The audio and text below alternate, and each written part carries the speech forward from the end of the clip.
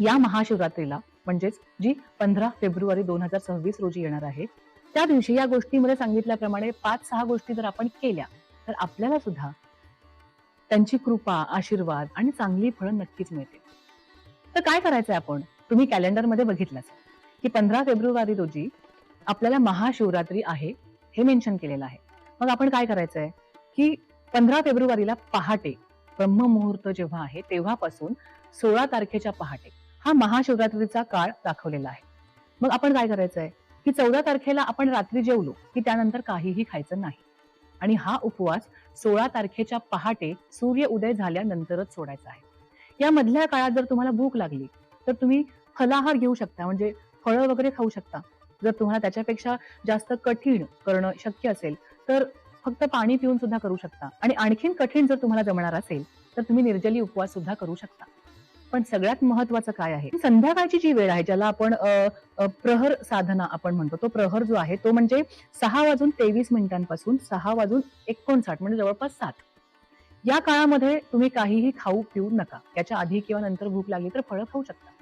आणि या काळामध्ये आपण ताठ बसावं. कारण पहिल्या गोष्टीमध्ये सांगितल्याप्रमाणे ती अशी सरळ असलेली एनर्जी आपल्या पृथ्वीवरती प्रगट झालेली असते. तेव्हा आपल्या पाठीचा कणा सरळ असला पाहिजे. म्हणजे त्या एनर्जीशी तो समरस होतो.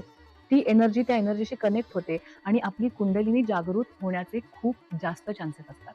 म्हणून मी म्हणाले तसं, की आपली एनर्जी ट्रान्सफॉर्म होऊ शकते. आणि या काळामध्ये आपण शांतपणे बसून शिवाची साधना, आराधना करायला हवी. पूजन करायला हवं. पूजा करताना तुम्ही पांढऱ्या रंगाची फुलं वाहू शकता, दुधाने अभिषेक करू शकता, बेलपानांचा अभिषेक करू शकता. त्यामुळे तुम्हाला खूप चांगली फळं मिळू शकतील.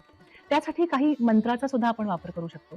जर तुम्हाला नामजप करायचा असेल, तर सांब सदाशिव हा मंत्र तुम्ही जपू शकता. जर तुम्हाला मेडिटेशन करायचं आहे, तर मनातल्या मनात ओम नमः शिवाय या मंत्राची साधना तुम्ही करू शकता. महामृत्युंजय मंत्र आहे, तो सुद्धा तुम्ही म्हणू शकता. तुमच्या आवडीनुसार, तुमच्या शिवावर असलेल्या प्रेमानुसार तुम्ही तुमची आराधना करू शकता. पण मुख्य काय आहे, तर जागरण, उपवास, ताठ बसून त्या एनर्जीशी कनेक्ट होणं, जप साधना करणं. आणि हा उपवास सोडताना शक्यतो आपण हा प्रयत्न करावा, की त्या दिवशी कुणाला तरी चांगलं दान-धर्म करावं किंवा अन्नदान करावं. त्यामुळे त्या एनर्जीचा आपल्या ऑरामध्ये खूप चांगला कनेक्ट होतो किंवा आपल्या ऑरामध्ये ती एनर्जी मिक्स होते आणि ती लांब काळापर्यंत आपल्या बरोबर राहते आणि याचे आपल्याला खूप चांगले परिणाम दिसून येतात आणि आपल्या लाडक्या भोलेनाथ दैवताचे आपल्यावर सदैव आशीर्वाद राहतात.